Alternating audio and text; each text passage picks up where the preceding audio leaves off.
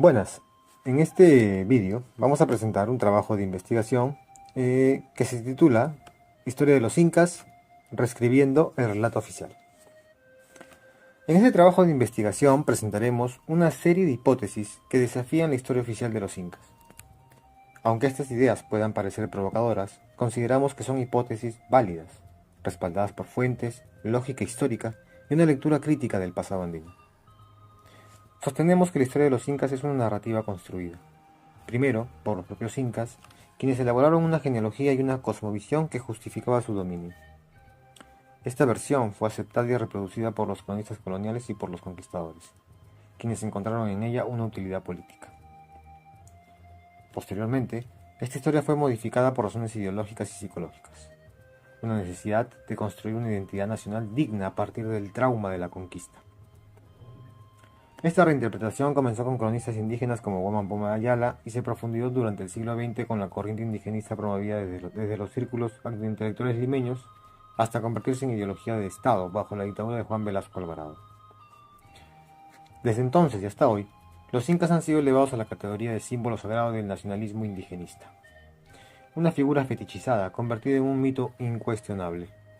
Esta idealización, alimentada por la psicología del vencido, ha impedido realizar una crítica profunda a esa historia oficial. Pero desde este espacio planteamos nuevas preguntas. A continuación, presentamos las hipótesis que desarrollaremos en esta investigación. Hipótesis primera. El origen. Desplazados por el desastre. Sostenemos que el origen real de los incas se encuentra en un momento de crisis, un fenómeno de un niño severo, ocurrido hacia los años 1400 a 1450, que devastó extensas regiones del territorio andino. Los futuros incas habrían sido desplazados por este cataclismo, perdiendo tierras y propiedades. Fueron en esencia refugiados políticos y climáticos. En su búsqueda de un nuevo lugar donde asentarse, llegaron al Valle del Cusco. Allí encontraron un pueblo que, como muchos otros, tras el colapso del mundo Tiahuanaco-Huari, se consideraba heredero de aquella tradición político-religiosa y territorial. Este pueblo, identificado como los Alcabiza, según el mito de Viracocha recogido por Betanzos, reclamaba la legitimidad de sus tierras con base en una ideología religiosa centrada en el dios Viracocha y una legitimidad territorial heredada de los Tiahuanaco-Huari, como se ve también en el manuscrito de Huarochirí, Historia de Guanyacuri, el héroe de los Yauyos. Los incas, para justificar su ocupación, proclamaron un mandato solar, una misión sagrada recibida del sol, mito de los Sayar, recogida también por Betanzos. Así, se impusieron como nuevos dueños del Valle del Cusco. Hipótesis segunda, el enfrentamiento con Viracocha. Contrario a lo que sostiene la versión dominante, los incas no habrían tenido a Viracocha como dios principal. Por el contrario, su mandato solar fue una ruptura explícita con la antigua ideología viracochista, que legitimaba el poder de los Alcabiza y otros grupos locales. Para controlar esas tierras, debían primero destruir su legitimidad político-religiosa.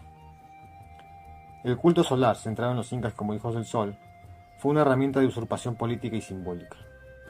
Para apropiarse legalmente del territorio, los incas necesitaban desmontar la tradición de Viracocha y reemplazarla por una mitología política religiosa propia. Hipótesis 3. La manipulación del mito de Viracocha Inca. Este conflicto religioso y político fue posteriormente transformado en un Inca. Así nació la extraña historia del Inca Viracocha. Según esta narrativa, este Inca, que lleva el nombre del antiguo dios, fue incapaz de defender el Cusco durante la invasión de los Chancas. Huyó cobardemente, dejando la defensa del reino en manos de su hijo Yupanqui, el futuro Pachacútec. ¿Por qué un Inca que llevaría el nombre del dios Viracocha se comportaría como un cobarde? Si el dios Viracocha era el dios principal de los Incas. Y después sería expulsado por su hijo, quien vence a los enemigos, con ayuda del sol. Proponemos que esta historia encubre en conflicto originario una lucha entre la religión solar impuesta por los incas y la ideología viracochista local. El relato del Inca Viracocha cobarde sería una forma de desprestigiar al dios rival mediante una figura regia manipulada. Hipótesis cuarta, la invención de la dinastía de 14 incas. La historia oficial reconoce 14 incas, pero proponemos que en realidad hubo solo 4 verdaderos gobernantes: Pachacútec, Tupac Yupanqui, Huayna Cápac y Huáscar. Estos 4 reyes gobernaron en un corto periodo entre mediados del siglo XV y la llegada de los españoles. Los nombres anteriores habrían sido añadidos posteriormente para fabricar una historia más antigua y prestigiosa. Una genealogía para justificar el poder. Hipótesis quinta. El Tahuantinsuyo no fue un imperio sino un reino feudal. Contrario al discurso imperial, el Tahuantinsuyo funcionaba como un sistema feudal andino, señores locales con gran autonomía, obligaciones de tributo, que controlaban tierras y campesinos, y un poder central que dependía del equilibrio de fuerzas entre diversas parcialidades. El estado incaico se consolidó como un reino feudal con un discurso imperial. No fue un imperio centralizado al imperio romano. Hipótesis sexta. Atahualpa no fue un inca legítimo. La guerra entre Huáscar y Atahualpa no fue una guerra civil. Proponemos que fue una rebelión feudal. Atahualpa no era un inca legítimo, sino el líder militar de una revuelta de señores regionales, entre los que se encontraban aliados poderosos, como el señor de Chincha. La presencia de estos señores en Andas junto a Atahualpa en Cajamarca el día de la emboscada de Pizarro es una evidencia de esta coalición regional. Hipótesis séptima. La conquista fue una alianza político-militar. La caída del Tahuantinsuyo no fue una simple invasión española. Fue una alianza estratégica entre los incas del Cusco y los conquistadores para derrotar la rebelión de Atahualpa. Por eso, Pizarro ordenó su ejecución y colocó en su lugar a Túpac Hualpa, un miembro de la nobleza cusqueña.